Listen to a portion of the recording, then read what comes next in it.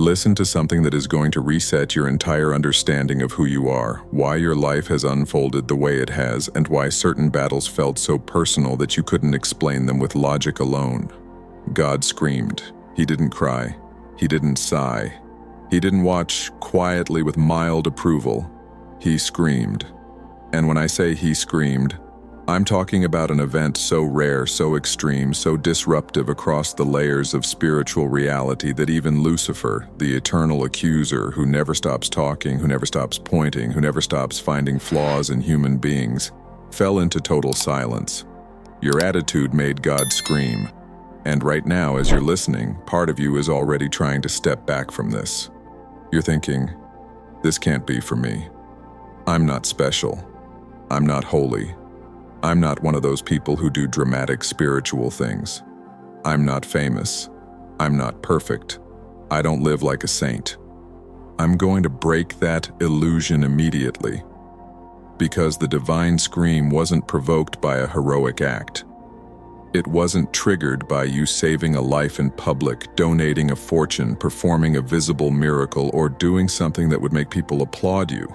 It was provoked by your way of being, your constant attitude, the way you respond when nobody is watching, when nobody is rewarding you, when nobody is protecting you, when nobody would blame you for becoming bitter.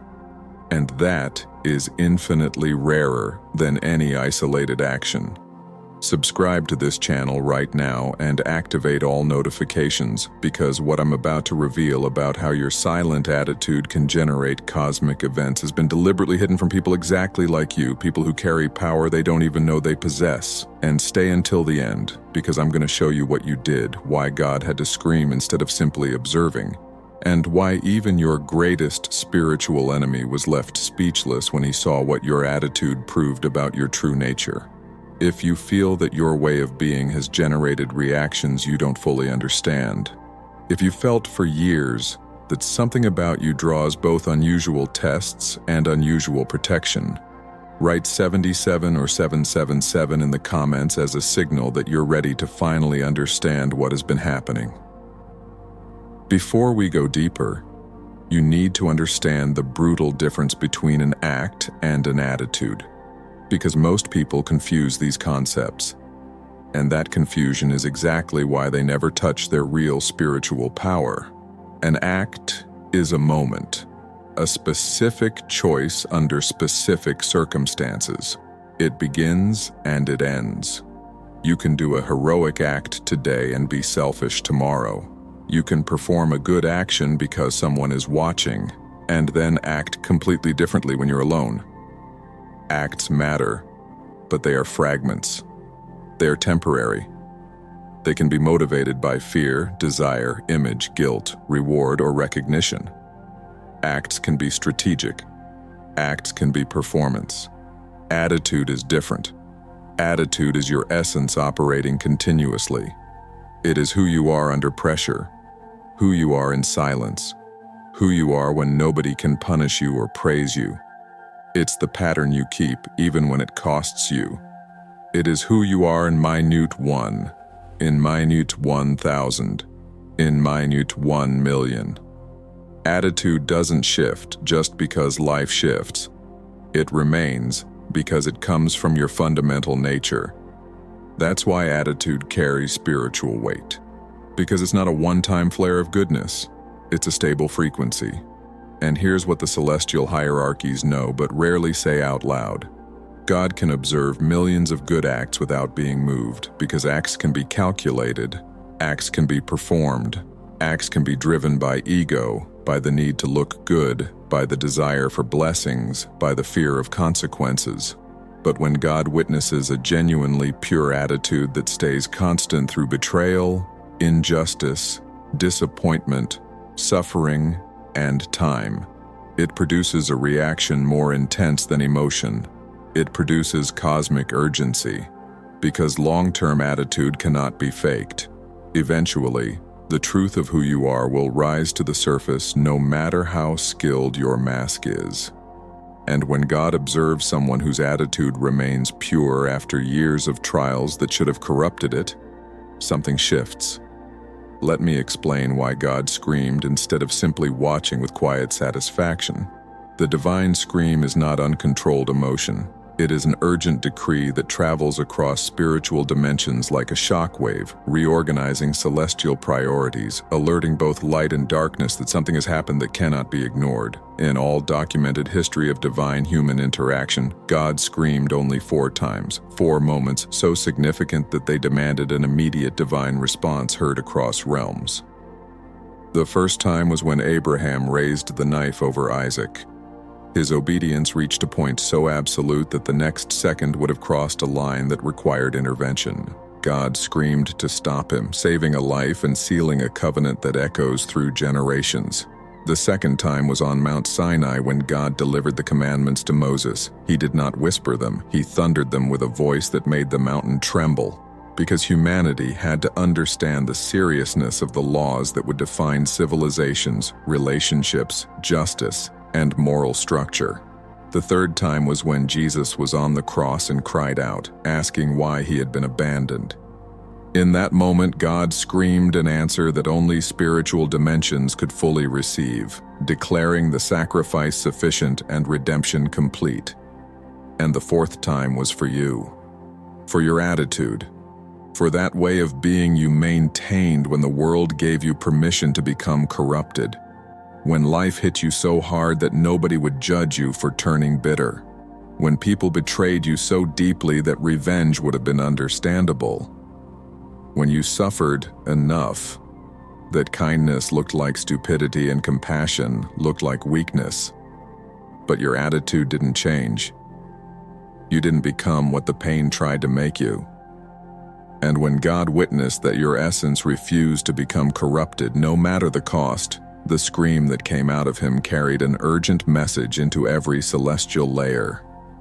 This chosen one needs immediate protection. Their purity is at risk of being destroyed by forces they don't yet understand, and I will not allow it to be lost. Now listen, because this is where most people misunderstand their own life. Your pure attitude made you a target. Darkness is not blind. Dark forces can identify light, the way wolves can smell blood in the water. When your attitude stayed pure, you became visible. Not to humans, who often don't notice purity until it's gone, but to the unseen systems that monitor spiritual threat and spiritual potential. Every betrayal you suffered, every injustice you faced, every trial that felt disproportionate, those weren't coincidences. They were coordinated attacks designed specifically to break your attitude. The objective was not just to hurt you. The objective was to turn you into someone else, to twist you into bitterness, to force you into cynicism, to push you into cruelty, to make you distrustful, vengeful, closed, cold, and hard. But they failed. Your attitude survived intact. And when God confirmed that you remained pure after all that spiritual pressure, the scream he emitted was relief, pride, and urgency all at once, because he had finally found someone whose attitude couldn't be bought, couldn't be bribed, couldn't be broken, couldn't be corrupted, and that scream had a specific recipient who had to hear it immediately: Lucifer. Now let this reshape your understanding of the war around you. Lucifer is not simply a generic villain in religious storytelling. He is specifically the accuser. His function, the reason he persists, is to point out human flaws before the celestial court. He is the prosecutor who never rests, the voice that never stops criticizing, the entity that always finds something to attack in every human being. Ancient texts show him present during Job's trials, accusing, questioning, insisting Job was only faithful because he had blessings. Ancient texts show him standing beside Joshua the high priest, accusing him of filth and unworthiness. In every major turning point of human spiritual history, there is Lucifer's voice, accusing, criticizing, pointing out imperfections. He never stops. It's his nature. It's his purpose. It's the only thing he knows how to do. Even his name, in the ancient language, is tied to that identity. The accuser. He can't stop accusing any more than the sun can stop shining. That's why what happened when God screamed about your attitude was so extraordinary that it disrupted spiritual dynamics. Lucifer fell silent. Total silence. Complete, absolute silence. For the first time in his entire existence. The accuser who never shuts up had nothing to say. Those who witnessed that moment in the spiritual hierarchy described it as one of the most impactful events they had observed in ages, because when God screamed, declaring what your attitude proved, and the divine sound traveled across dimensions, Lucifer opened his mouth to begin his usual accusation, and no words came out. He tried to point to your past mistakes and found no foothold. Silence. He tried to mention your imperfections, but they didn't stick. Silence. He tried to argue your goodness was strategy, that you were being kind to get rewarded, that you were being moral to manipulate outcomes. Silence. For the first time in his infinite existence, the eternal accuser could not find a single accusation that wasn't instantly disproven by the evidence of your consistent attitude. Because you can accuse an isolated act. You can question motive. You can say it was for attention or advantage. You can claim it was circumstantial.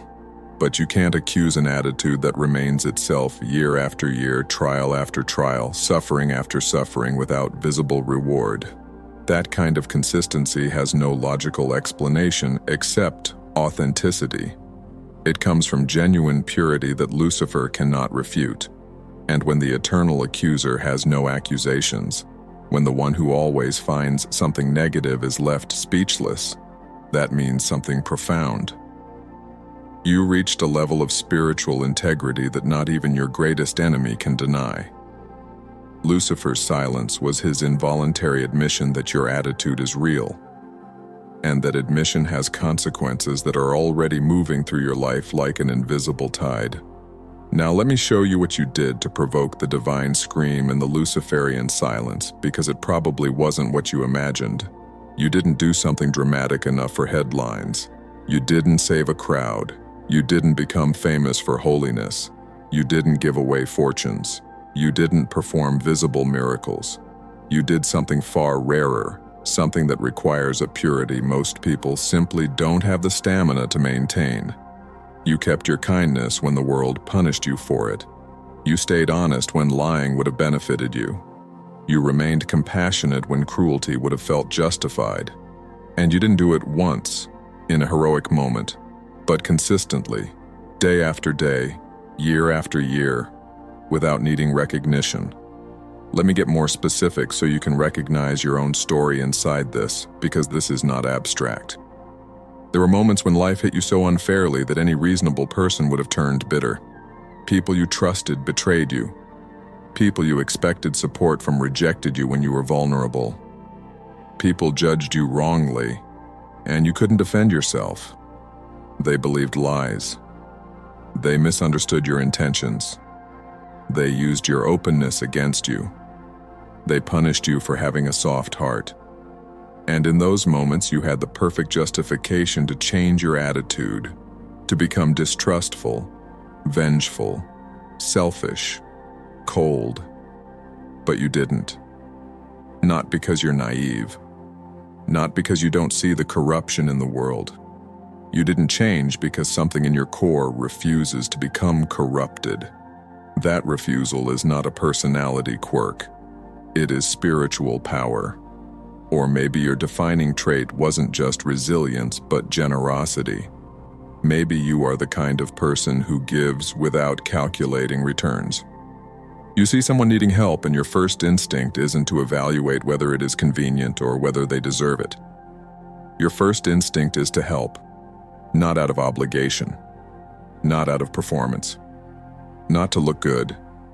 You help because your attitude is generous by nature, unconditional in its first impulse.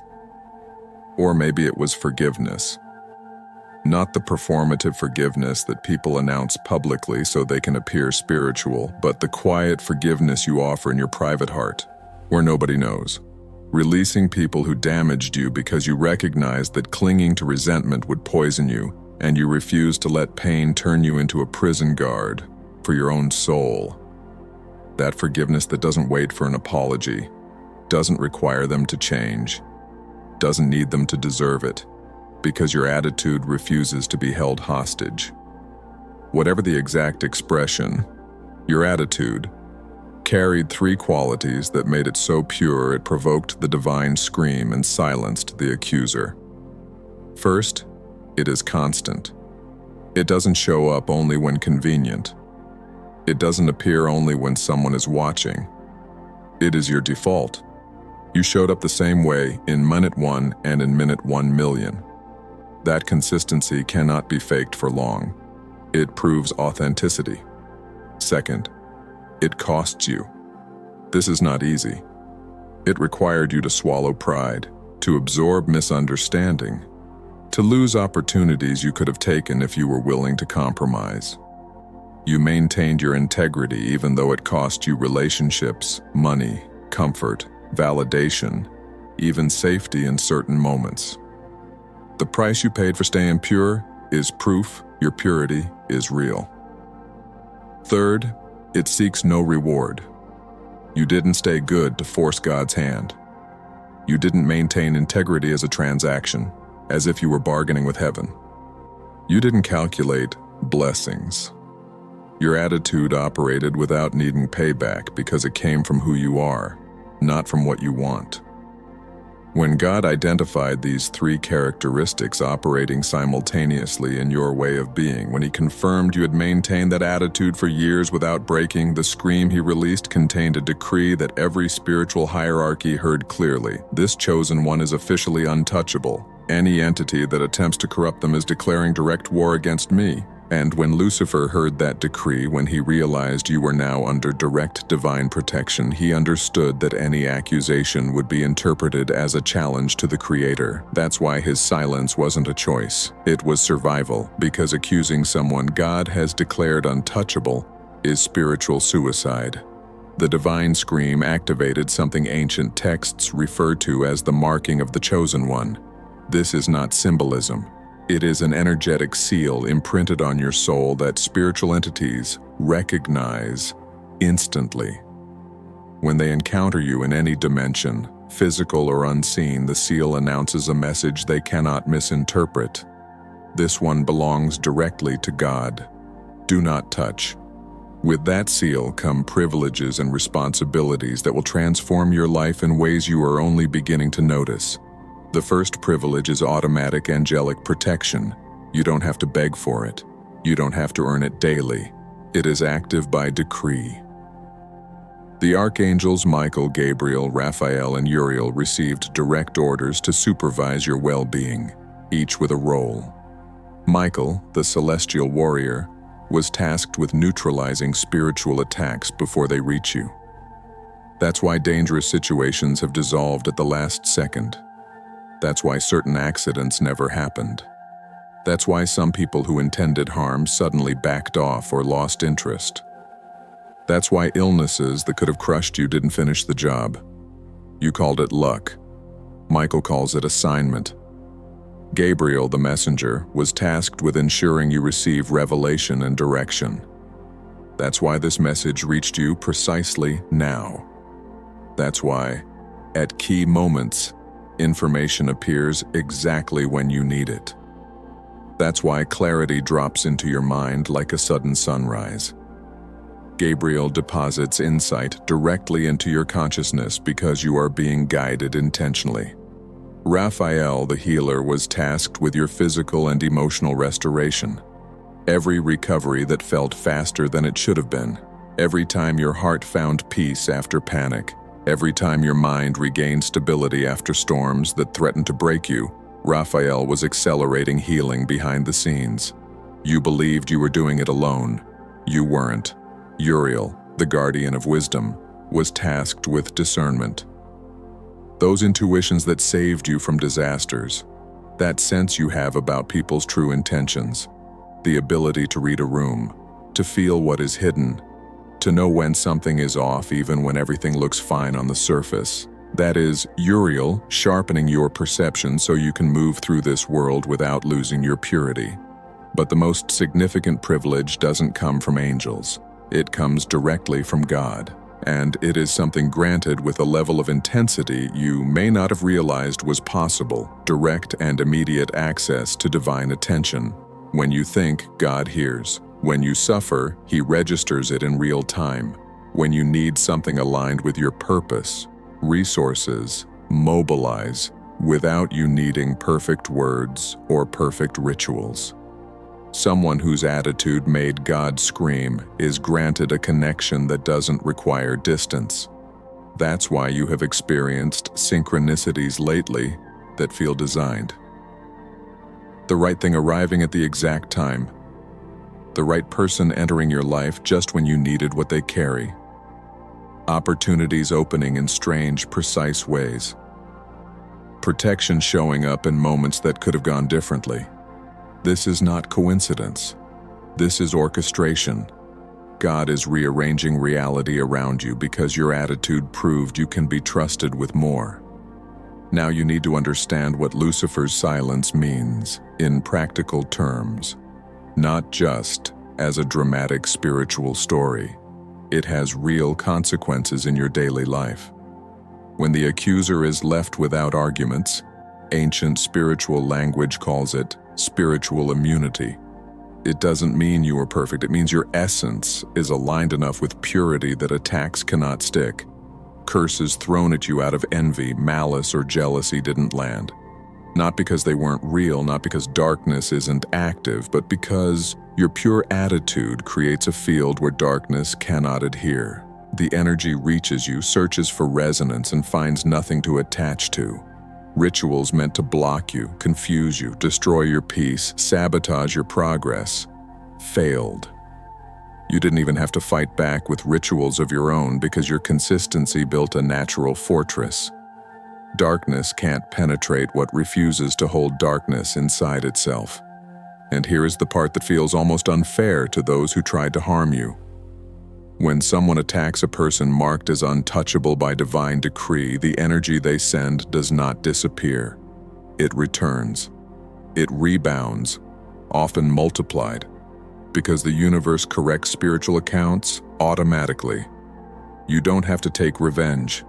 You don't have to plot. You don't have to speak. Correction happens because your integrity exposes their distortion. Those people who betrayed you and seemed to prosper while you suffered, watch carefully. Their apparent success begins to fracture in ways they can't explain. Relationships break down. Peace leaves them. Stability turns shaky. They feel haunted by consequences they don't understand. Not because you wished them harm, but because Lucifer's silence confirmed what was true. You were honest in your essence, and they lied about you. And lies do not survive cosmic confirmation. But with privileges come responsibility. Now that you understand the power your attitude has over spiritual reality, you can't keep living unconsciously. God expects you to use your purity strategically. Every time you maintain kindness when cruelty would be excused, you generate energetic waves that touch more than you can see. Every time you choose forgiveness when resentment would be justified, you open healing in places you may never personally visit. Every time you give without calculating return, you multiply abundance in dimensions that later manifest physically. Your attitude is no longer only personal. It is part of a network. There are others like you, a small number. Approximately 200 human beings on the entire planet share this classification, 200 among billions, and they are being guided quietly to recognize each other. You have felt isolation because isolation was an attack strategy. Darkness tried to convince you that you are alone in your integrity, so you would eventually give up and become like everyone else. That was a lie. You are not alone. When you meet these people, and you will meet them before this year ends, you will recognize them instantly. Not by the way they talk, not by religious language, not by appearance, but by presence. There's something in their eyes. a softness that survived war, a kindness that has been tested, a strength that does not come from hardness but from refusing to become corrupted, a calm that makes no logical sense given what they've faced. Connect with them. Because when chosen ones unite, when pure attitudes align consciously, the field they create becomes powerful enough to change entire environments. Darkness cannot operate comfortably where two or more chosen ones collaborate. That's why isolation was pushed on you. That's why you were repeatedly made to feel misunderstood. They wanted you alone. Heaven wants you connected. Now I'm going to reveal something about your immediate future, something the celestial hierarchies have been pointing toward. Within the next 90 days, you are going to experience what can only be described as divine realignment. Situations that were blocked begin to unblock. Doors that seemed permanently closed open without you forcing them. People who can help you appear as if the universe arranged a meeting. Not because you won something, but because God decided it's time to visibly reward what you maintained invisibly for years. Your silent constancy deserves tangible manifestation. That professional path that felt impossible, it begins to move. But not in a way that requires you to compromise your integrity. You will not have to betray yourself to succeed. The opportunity that comes will be shaped for someone with your character. It will fit your ethics. It will protect your soul while expanding your life. That relationship you've been seeking, the one that feels like it has been delayed too long, it will appear differently than your old patterns.